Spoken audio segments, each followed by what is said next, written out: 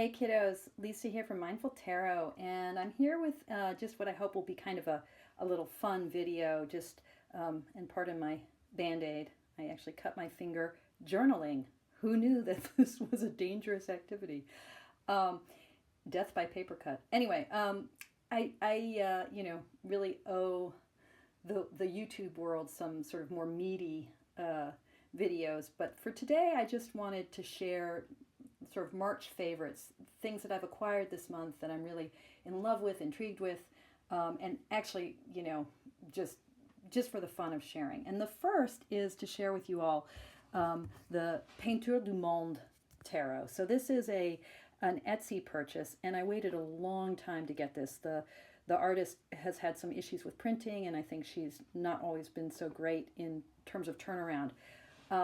It was worth the wait, but I would, if you're interested in this deck, I would definitely connect with her through her Etsy shop before you actually put in the order for the deck, just to see what the time frame is going to be. At any rate, it's one of these fine arts decks like the Tarot of Delphi, like Timeless Tarot, and in fact there's some really good videos that compare all three. But what sold me on it was, first of all, I love the size of these cards. Sort of that bridge size. So this is the John Waterhouse Oracle, more of a kind of standard tarot size. It's just a very nice feel to it, and the cardstock is quite nice. But it's this image, the Fool, this early 1500s Renaissance Italian painting. Pardon for the little demi nudity there, but just the beauty, the freshness, the grace of this image, and throughout this deck, there are just these moments where the artist's interpretation of tarot through these images that she initially selected for her own use, and then so many friends of hers wanted copies, she started selling it, and then I think she got into some complications about fair use for the images. But at any rate, I think that's all been resolved now. So, there's just a freshness to her choices. And some of the stuff, not so much, kind of some predictable John Waterhousey type images. Her High Priestess, I don't know if I have it anywhere handy. But then some wonderful choices that she offers as well. So 2 different Empress cards. There are actually a lot of different choices that she offers, not just with the major arcana, but 2 different Seven of Wands. Now, neither of these really speak to me, the Seven of Wands energy, but, the sort of hold your ground. Or I always think of the Seven of Wands actually as the Bodhisattva card of fending off dangers on behalf of a community. But I think that's kind of an idiosyncratic reading. But anyway, this is like little baby Cupid. So there's that. The Nine of Swords, 2 really different versions. 2 similar Queen of Swords, but I love this Queen Elizabeth. I just think that's fabulous. So, just some really fabulous choices. Some idiosyncratic reimaginings of cards with threads of fate for the wheel. Revelation, so this is, I believe this is also John Waterhouse. Narcissus. Now, this is, that looks like an 11, but it's really a 12. So this is the Hanged Man, right? And you can sort of see that inversion, and he's seeing his own reflection. So it's not, I don't think it's it doesn't really make sense to me for either a theme of Revelation or the kind of transformation of perspective that you might associate with the Hanged Man, whether it's related to sacrifice or not. But it's a beautiful image. It's really interesting in that sense. For Judgment, she has redemption. Fair enough. Tower is upheaval. For a Devil card, self-ruin. These are strong choices. I don't necessarily agree with them, but it's a deck that I'm really interested to work with. Here's her Ace of Wands, as a sort of allegory of human will and striving. She has a PDF of a kind of her little white book. You can download it. I haven't really looked at that yet. So I'm going to take a look at that, and then I'll do a review. Happy Squirrel card. This is like, I think, the all-time best Happy Squirrel card. I love it. I love it. And then she has element cards. Fire and air, earth and water.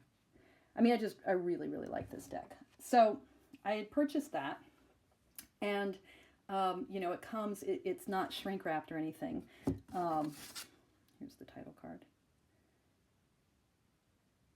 Trying to get it into focus.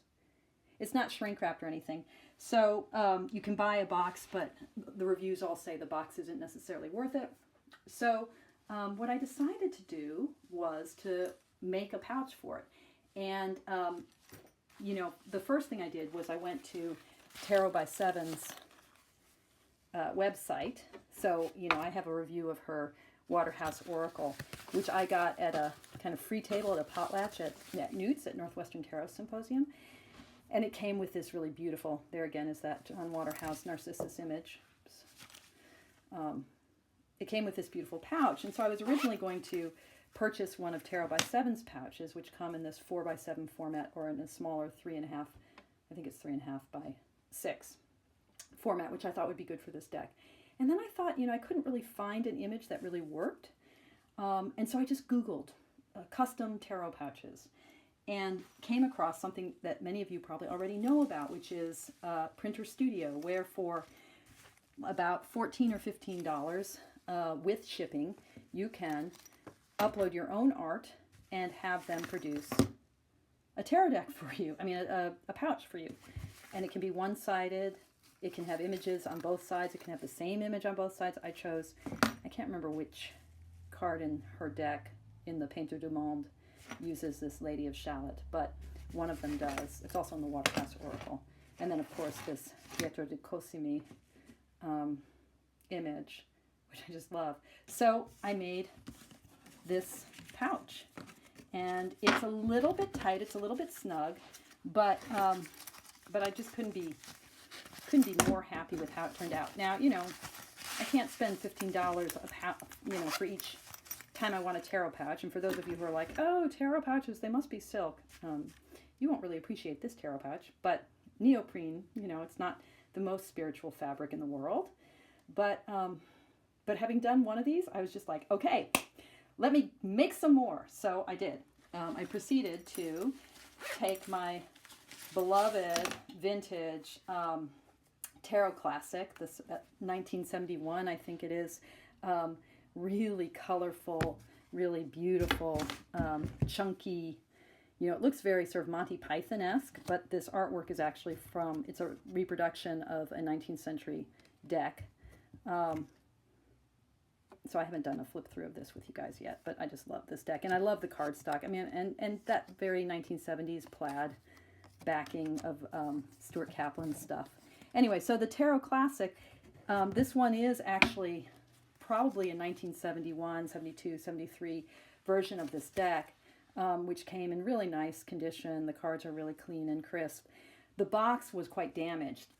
So I don't want to keep it in its box, because the more I take the cards out of the box, the more chances I have to hurt the box. So I'm storing the box separately, but it needed then a pouch. So I went to Printer Studio. I grabbed some images. So this is from the Tarot Classic Moon card, and this is from the High Priestess card. And I created my custom pouch, which I just love. Just like, woohoo, pouches. Life is good. And then I still wasn't done. I needed yet one more pouch. And I needed a pouch for my Robert M. Place Buddha Tarot, which I've been keeping since I got it. The box was one of those, you know, just, it's not a Llewellyn deck. I'm trying to remember who published the deck, but it was just one of those, you know, kind of use it and break it down kind of, maybe it is a Llewellyn deck box. And so I've been keeping it in here, but I actually would like to be able to travel with this deck. In fact, I was just on a vacation, and I was going to bring this with me so I could study it, because I really do want to do my Buddha Tarot series, the Buddhism and Tarot, and then specifically with this. So I took one of my favorite images of a statuette of Maitreya Buddha and created a custom travel pouch for my Buddha Tarot. So I have Maitreya on both sides. And it just, I mean, it feels, these bags, some of you are very familiar with these bags. I think they're padded. You can kind of hear the facing in them. And, they're not waterproof, but they feel kind of element-proof. So, it feels like a nice, not too expensive way to protect my investment. So, tarot pouches. Oh, Lordy, I love me my tarot pouches. And going back to this theme of images, so Tarot of the Hidden Realms, right? Julia Jeffries' art and Barbara Moore's wonderful book. So I just wanted to share quickly the new Llewellyn box.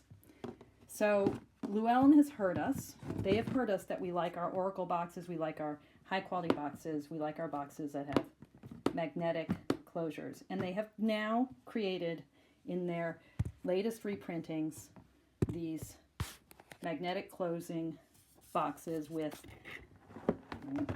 the nice ribbon. I'm trying to do this one-handed because I'm using my iPad and okay. So, the nice, right? Really nice packaging. This box is really sturdy. And now we have these little thumb cuts here for the cards. But here's where things get sad, my friends. Here's where things get sad. These cards, they're even thinner than the old Llewellyn stock. And I don't know if you can see this, but already, I don't know if I can capture this. Already it feels like a little chipping on the edges. They just,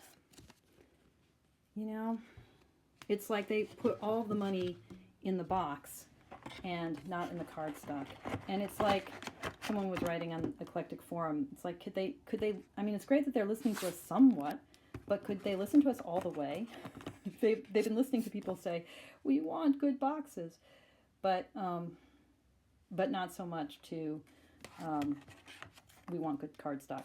So I would say Llewellyn has come down yet another notch in cardstock, which makes me sad, because it is a fabulous company with incredible artists and authors.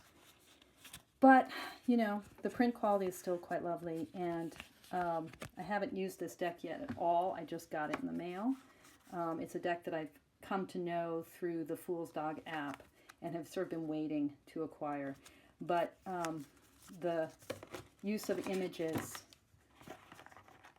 of figures of the Fae on every card is something I'm really looking forward to. So, the Hidden Realms. Oops.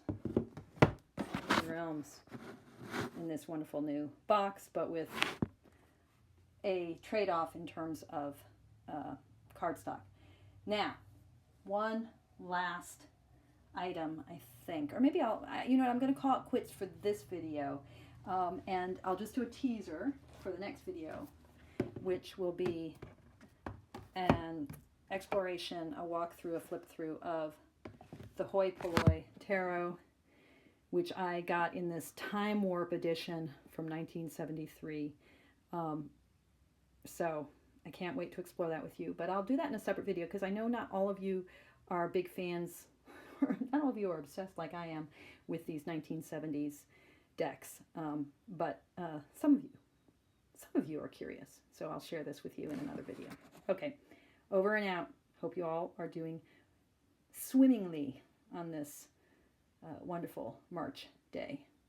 Bye-bye, y'all.